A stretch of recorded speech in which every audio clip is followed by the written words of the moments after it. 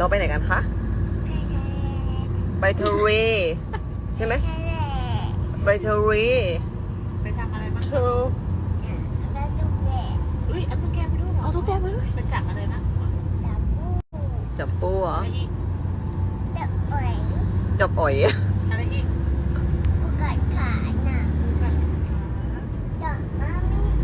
หาคุณหมอด้วยอาหารถามไปเยอะๆไม่ถ่ายไปเยอะๆ เฮ้ยชูนิ้วให้ด้วย ต้องพูดชัดๆบอกดิบอกคนอื่นหน่อยดิว่าเราจะไปไหนกันนะไปทะเลไปทะเลไปทะเล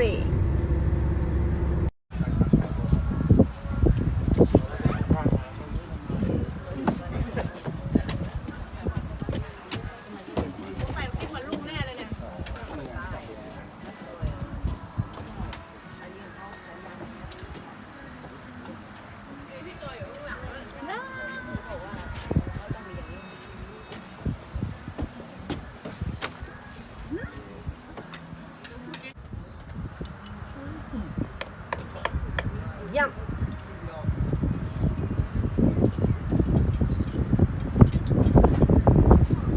ไม่กินแล้ว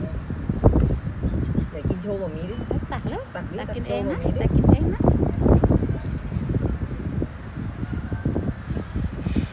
ปล่อยมือ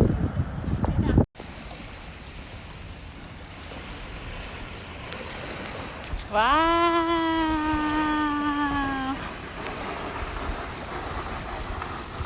โอเคกลัวไหมคะว้าว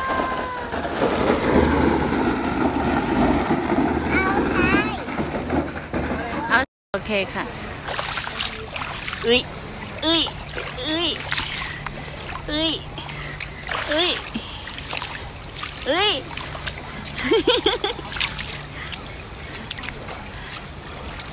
เฮ้ย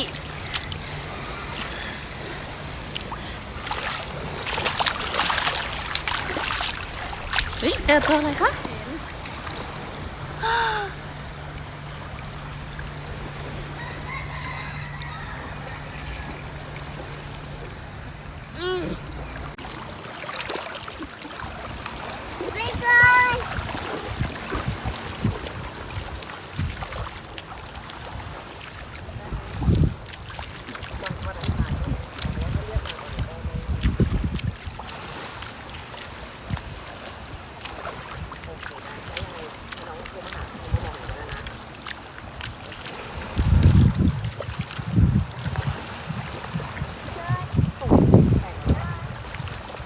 ส่งไฟล์ไปเหรอปกติเราส่งตัวจริงเลยไปไหนเราไม่เคยส่ง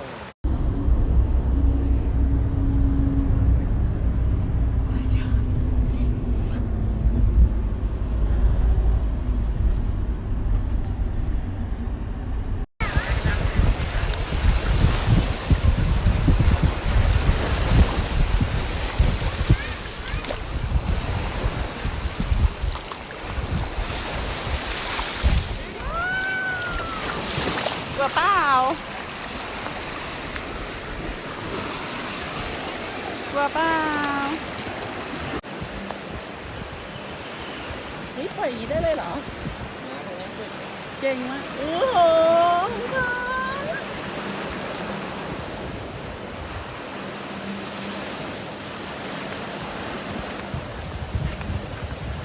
โบกมือหน่อยค่ะ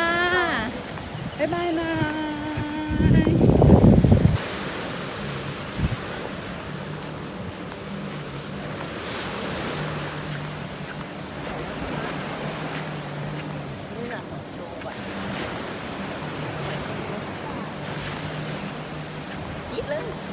ไม่ได้เดี๋ยวหมาตกใจ เอาเหรอ ไม่เอาลูกก็ได้ครับ เอามาตกใจไม่รู้นี่ไม่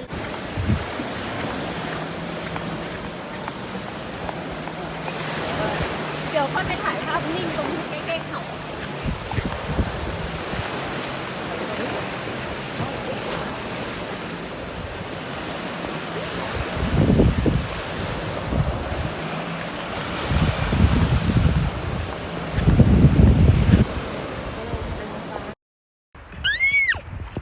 น้องไปทะเลเหรอ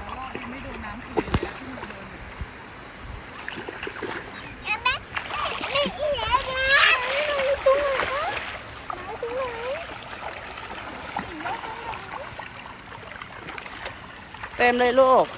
ไหนอ่ะ เต็มเลย กอดกันไม่ได้กอดกันเลยอ่ะ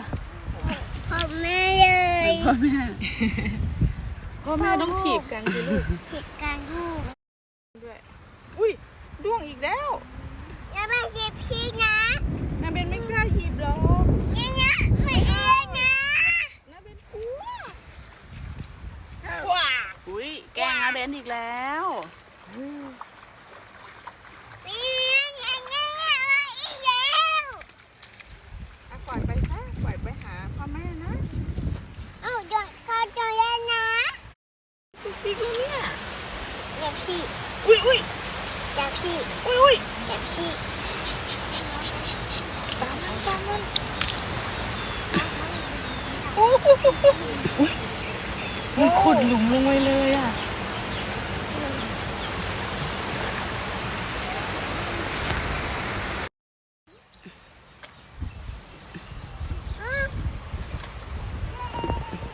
ไม่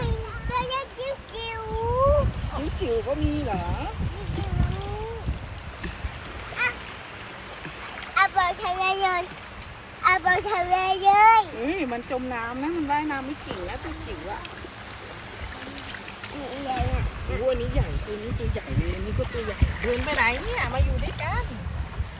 หยุดไปกันนะ หนีไปไหนหนีไปไหน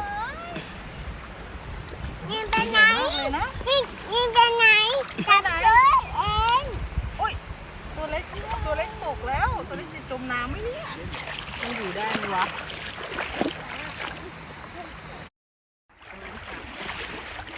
ไม่ดอเลยไปด้วยไปด้วยโอ้โอ้โอ้โอ้โอ้โอ้โอ้โอ้โอ้โอ้เจอยังเจอหอยยังคะอะไรอ่ะอะไรอ่ะ